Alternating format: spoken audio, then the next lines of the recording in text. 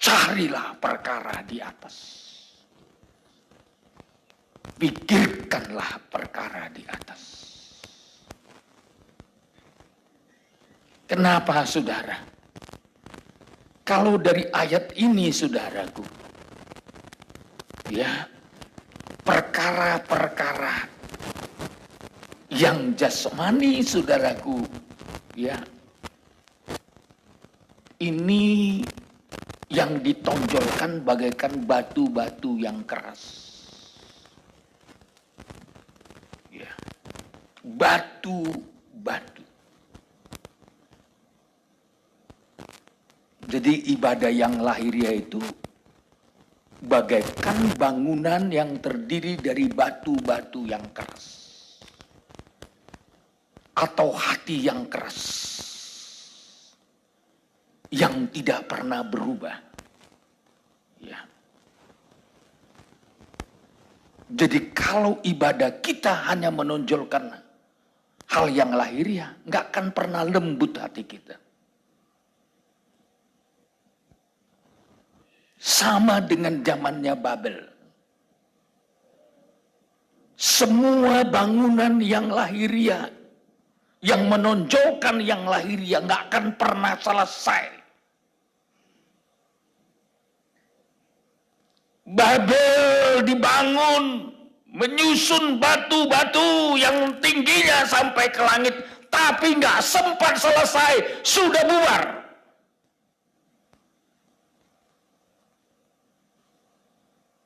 Gak heran, saudaraku, semua bangunan-bangunan termasuk ibadah, kalau yang ditonjolkan adalah yang lahiriah, yang bagaikan batu-batu yang keras, endingnya hancur. Termasuk nikah rumah tangga. Kalau kita membangun nikah rumah tangga kita hanya dengan satu konsep yang lahiriah, pasti satu kali hancur lebur. Maka di tengah-tengah jemaat selalu saya tegas mengatakan, jangan kau bangun nikah rumah tanggamu dengan hanya menonjolkan yang lahiriah, yang bagaikan batu-batu yang keras. Apa bedanya dengan Babel? Ya. Yang pada akhirnya Tuhan turun untuk mengacaukannya. Tapi coba bangunan yang berpusatkan kepada perkara rohani. Alam maut pun tidak akan pernah bisa menggoncangkan. Tuhan Yesus berkata kepada Petrus, engkau adalah Petrus, tetapi aku akan membangun jemaat di atas batu karang ini, yang alam maut pun tidak bisa menggoncangkan. Tuhan rindu, saudaraku, kehidupan ibadah kita, kehidupan nikah kita berpusat kepada hal yang rohani. Haleluya. Amen. Makanya apalagi memulai. Saya selalu mengingatkan yang muda-muda yang mau nikah. Sebelum nikah, persiapkan bangunan nikahmu itu berlandaskan perkara yang rohani. Biar engkau tidak kecewa. Nggak kecewa. Ya. Kalau enggak, nanti datang goncangan seperti air bah. Seperti banjir. Kalau bangunan kita tidak berlandaskan yang kokoh, bagaikan di atas batu karang, semua akan roboh. Maka dikatakan yang bijaksana adalah yang mendengar dan melakukan firman-Nya. Bagaikan orang yang membangun rumahnya di atas batu. Kalau enggak, roboh.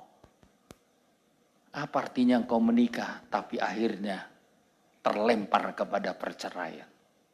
Ya, hari-hari ini banyak gereja-gereja suka menampung orang yang sudah bercerai. masih melayani lagi, kayaknya rohani. Haleluya.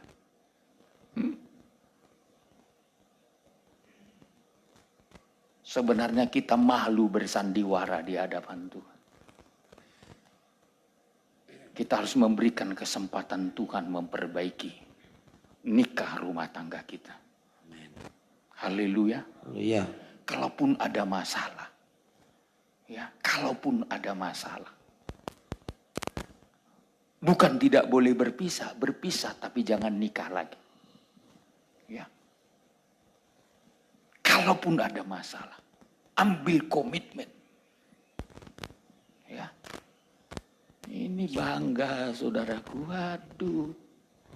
Ya. Saya kadang-kadang takut saudaraku melayani orang-orang yang sudah korslet. Saya bikin aja namanya korslet.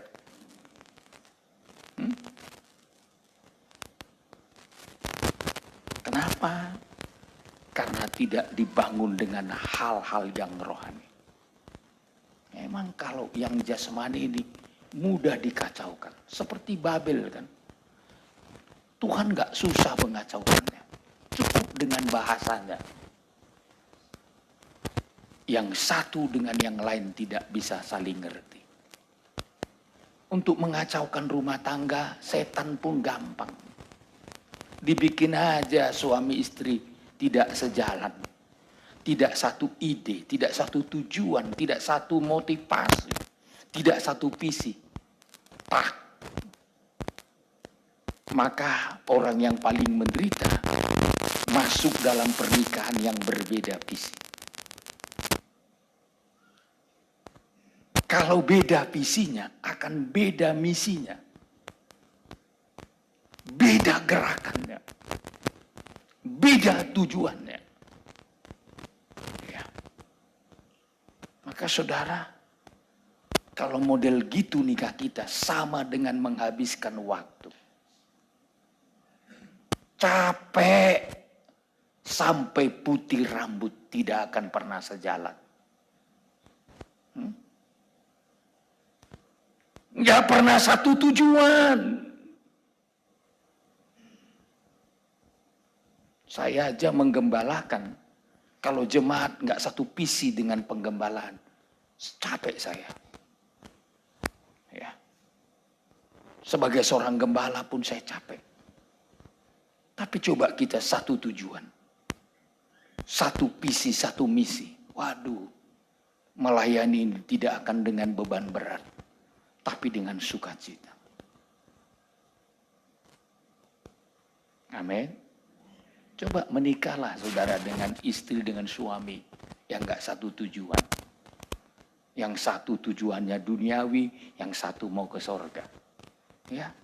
Pasti yang mau ke sorga ini selalu diganggu oleh yang gak mau ke sorga ini. Itu sudah rumusnya kitab Galatia. Ya.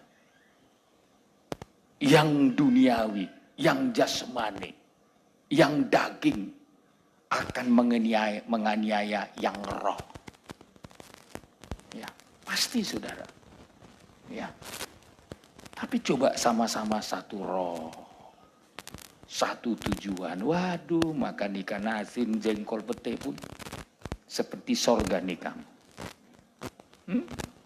Tapi walaupun hari ini restoran ini, besok restoran sana. Ya. Hari ini nginap di hotel bintang sekian. Besok di hotel beribu bintang. Karena ada hotel beribu bintang, saudaraku. Ya. Ada kebahagiaan. Tapi coba satu roh, satu tujuan. Ya. Rasanya ingin lama hidup di dunia ini. Tapi coba tiap hari dari mulai pagi, sore, malam, persoalan terus datang. Selalu ada yang bikin gara-gara. Doanya di tempat yang tersembunyi pun lain. Tuhan, biarlah aku cepat mati Tuhan. Biar jangan kulihat semua dunia ini. Tapi coba semua seperti sorga. Aduh, udah sakit-sakitan pun Tuhan, jangan mati aku Tuhan. Masih aku ingin menikmati kebahagiaan. Ya, coba kalau anak-anak saudara, anak-anak penghiburan. Apa enggak enak hidup? Ya. Apalagi semua mau melibatkan diri melayani ya. Saya terus terang aja, saya senang ingin saya lebih lama hidup karena saya melihat anak-anak saya semua mau melayani Tuhan. Ya. Mau melayani Tuhan. Dan bukan sekedar pelayanan. Ya, mau jadi pendeta loh. Ya. Malah saya bilang sama Tuhan, Tuhan, kalaupun saya pergi, anak-anakku sudah siap menggantikan aku berkhotbah. Ya. Saudara kan lihat kan di Zoom, ya, setiap malam minggu anak saya yang khotbah. Saya nggak pernah khotbah lagi di muda-mudi. Ya, posisi saya sudah mereka gantikan. Kadang-kadang mereka yang khotbah saya yang terharu. Ya. Poin 1, poin 2, poin 3. Waduh. Saya rasa ya tidak gampang berkhotbah kalau tidak dialami. Ya, tapi kalau kita alami, ya, sesuatu yang kita alami enak menyampaikan. Ya. Enak, saudara. Ya. Jadi penghiburan rasanya ingin lebih lama hidup. Ya. Tapi coba, satu kena narkoba, satu sarap, satu ini sana. Yakin saya, doanya pun lain, Tuhan, cepatlah berakhir dunia ini.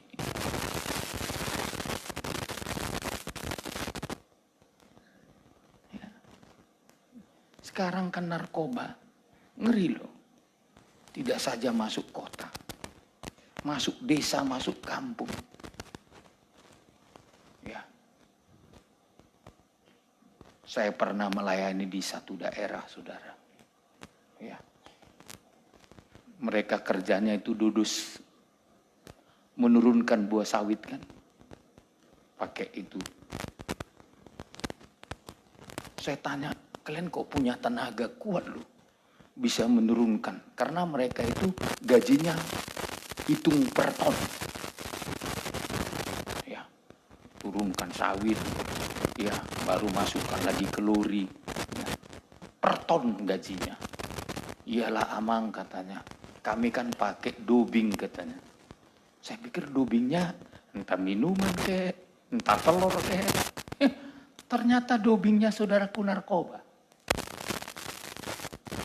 Kalau sudah kami makan satu Pak katanya, langsung rasanya seperti apa? Satu tandan sawit itu seperti satu buah pinang aja, ringan ya.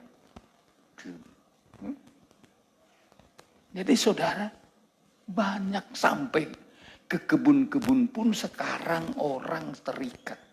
Tapi lama-lama jadi bego. Tahu bego saudara? Sambil cakap sendiri dia ngangkat sawit ini ke atas. Dan yang ngerinya, sampai anak pendeta pun terlibat.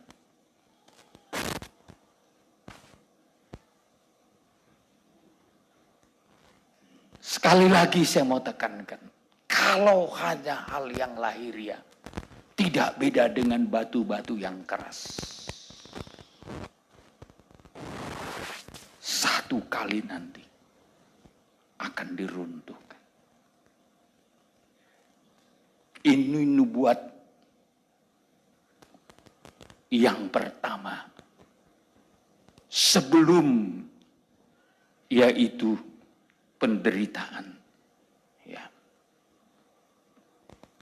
masih permulaan penderitaan. Nubuat yang kedua, nubuat tentang penyesatan. Itu Lukas 21 ayat 7 sampai 8. Coba dibacakan. Ayat yang ke-7 sampai ayat 8. Dan murid-murid bertanya kepada Yesus, katanya, Guru, bila manakah itu akan terjadi? Dan apakah tandanya kalau itu akan terjadi? Terus? Jawabnya, waspadalah supaya kamu jangan disesatkan, sebab banyak orang akan datang dengan memakai namaku dan berkata, Akulah dia, dan saatnya sudah dekat. Janganlah kamu mengikuti mereka. Iya. Jadi permulaan penderitaan yang kedua adalah datangnya penyesatan. Datangnya penyesatan yang akan membelokkan kehidupan kita. Tentu kalau disebut penyesatan itu membelokkan kita dari kebenaran kepada kehidupan yang tidak benar. Kalau kita sudah dibelokkan, tentu saudaraku, setan yang mau membelokkan lewat penyesatan itu tidak hanya satu sisi. Semua sisi dia mau dibelokkannya.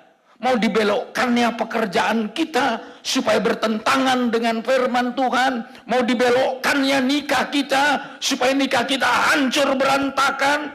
Pokoknya kalau dia mau membelokkan, menyesatkan kita dalam segala hal dia mau belokkan. Supaya apa? Tidak terwujud rencana Tuhan. Tidak sampai tujuan Tuhan tercapai. Maka siapakah si penyesat itu? Ya.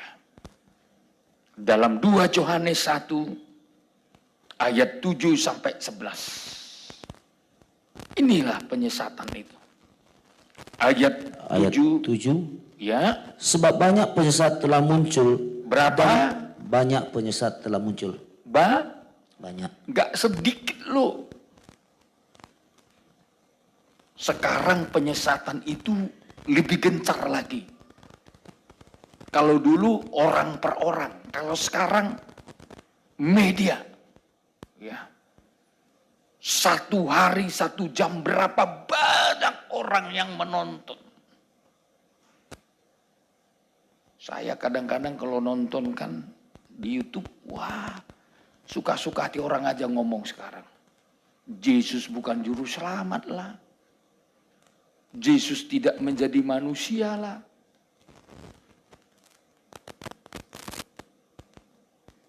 Ini sekarang loh. Ya. Dengan bangganya menyesatkan orang. Ya. Maka saya selalu mengingatkan para hamba Tuhan, proteksi jemaatmu dari penyesatan akhir zaman. Ya. Banyak akan muncul penyesat telah muncul dan pergi kemana? Ke seluruh dunia. Lebih hebat dari pemberitaan Injil. Ya. Saya kadang-kadang ajak pendeta, yuk kita ke bangsa-bangsa, yuk melayani. Belum tentu semua mau. Ya. Belum tentu semua respon. Ya. Lebih respon penyesat. Ya. Kalau penyesat rela bayar mahal supaya orang sesat. Seharusnya kita ini rela bayar mahal supaya orang selamat. Coba kan dulu buku-buku yang bernuansa penyesatan itu dibagi gratis loh. Ya, gratis. Malah buku-buku yang membawa penyelamatan, tidak ada orang yang rela korban gratis. Jual lebih mahal. Ya.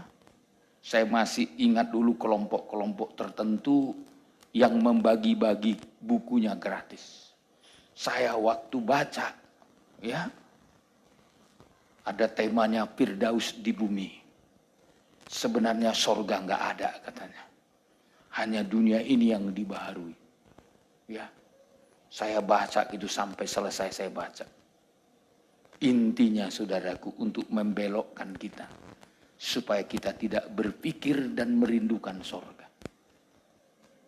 Sorganya ini dunia, kiamatnya kalau udah mati.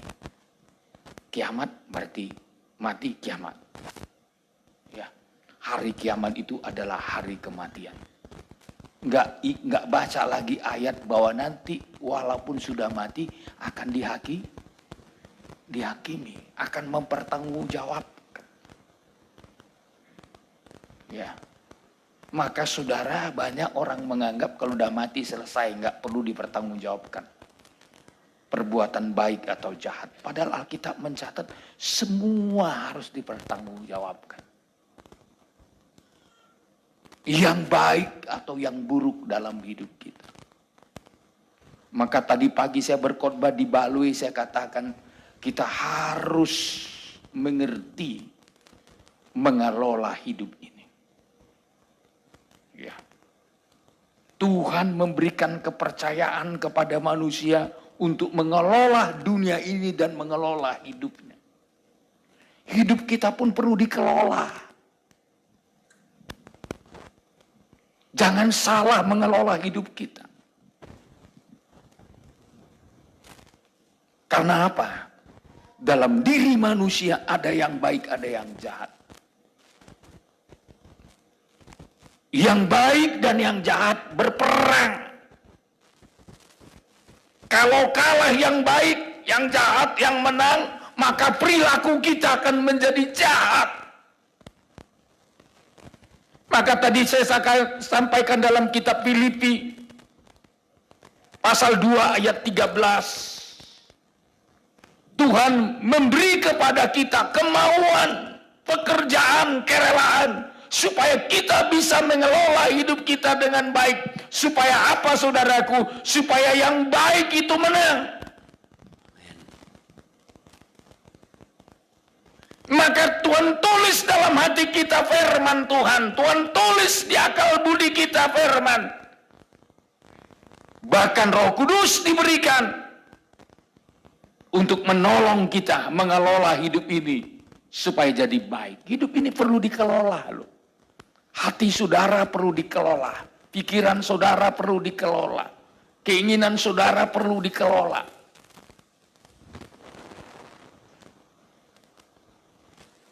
Supaya perilaku kita menurut kehendak Tuhan jadi baik. Kalau masuk firman dalam hati kita, masuk Roh Kudus, bergaul kita dengan Tuhan, maka perilaku kita pasti berubah. Cara pandang kita berubah. Konsep hidup kita berubah. Kalau firman Tuhan, Roh Kudus, kita bergaul karib dengan Tuhan, pasti berbeda dengan orang dunia. Pasti berbeda. Perilaku kita akan berbeda. Ya. Makanya saya selalu mengatakan, hidup kita pun harus dikelola dengan baik. Ya. Ada yang rohani, yang jasmani, termasuk pekerjaan kita, bisnis kita.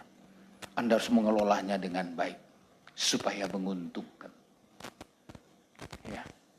Salah mengelola keuanganmu, habis. Maka orang sampai belajar bagaimana cara mengelola keuangan yang baik. Ya, belajar orang loh. Dalam ilmu ekonominya jangan lebih besar pasak daripada tiang. Ya, kalau lebih besar cicilanmu dari pemasukanmu, depresi siang malam. Bukan hanya siang malam, pagi-pagi buta pun sudah stres. Tahu pagi-pagi buta, bangun tidur. Yang dipikirkan cicilan. Maka kelolalah keuanganmu dengan baik. Dengan pertolongan Tuhan. Haleluya. Ibu-ibu kelola. Kalau gaji suamimu sekian, kelola dengan baik. Ya. Jangan sampai kita hancur karena gaya hidup. Ya. Gaya hidup. Tiap hari ke mall kalau di Batam. Di sana kan banyak pencobaan, saudaraku. Sudah ada sepatu kuning, minta yang coklat. Udah ada sepatu coklat, minta yang biru. Ya, tiap hari ke mall, tiap hari ada yang baru. Tiap hari kena pencobaan. Ya, lalu di rumah terjadi perang dunia keempat. Langsung istri bilang, kau adalah suami yang tidak bertanggung jawab. Baru minta sepatu aku nggak mampu kau beli. Kalau kita salah mengelola, dampaknya, aturannya uang sekolah anak, bisa salah arah, saudara. Ya. Aturannya puding suami, suaminya nggak dipuding. Akhirnya, salah mengelola, saudara. Tapi sini nggak ada. Sini mantap-mantap mengelolanya. Haleluya. Kelola dengan baik. Memang kita diberikan Tuhan untuk mengelola hidup kita dalam segala perkara. Maka dia kasih kemauan. Ya. Dia memberikan pekerjaan. Dia berikan kerelaan. Ya. Supaya kehidupan kita ini mantap. Ya. Hidup kita ini berhasil. Haleluya. Mulai dari muda lo kelola. Ya, keuanganmu kelola dengan baik. Kalau nggak perlu nggak usah beli. Simpan buat tabungan. Yang belum nikah biar menikahnya nanti paling tidak nyaman pestanya. Ya, mertua datang bisa dikasih ongkos pulang. Jangan sampai nggak bisa mertua dikasih ongkos pulang. Ya, mungkin seumur hidupnya sekali aja datang. Selesai itu dipanggil Tuhan. Kau akan menyesal. Ya, menyesal. Tidak bisa memberi apa-apa. Ya, makanya mulai sekarang dikelola. Ya, biar ada modal saudara masuk dalam pernikahan. Ya, sekarang udah lebih enak dibanding zaman saya dulu. Kalau zaman saya dulu di Medan itu susah sekali cari uang. Mau kerja aja, mau kenek bangunan aja. Kalau nggak masuk ke grup, nggak akan pernah bisa dapat kerja. Mau ahli saudara, tukang bisa pasang batu, bisa plester, bisa pasang tehel, keramik dan lain-lain. Kalau Anda nggak punya grup, nggak dapat proyek. Maka banyak orang yang terampil pengangguran. Dulu saya sempat kerja di listrik dan juga sekaligus servis elektronik. Ya, saya bisa, tapi nggak ada orang yang mau membetulkan. Ada pun yang mau hanya proyek thank you. Mau lihat yang mama enggak? Sampai saya bilang, mau makan apa aku? TV-nya aku betuli, mau lihat ya, pokoknya semua aku betulkan, radionya, apanya semua. Hanya terima kasih. Saya kan punya istri dan anak. Sampai mertua saya bilang, Silitonga, jangan kau betuli lagi TV itu. Jangan kau betuli lagi radio orang itu.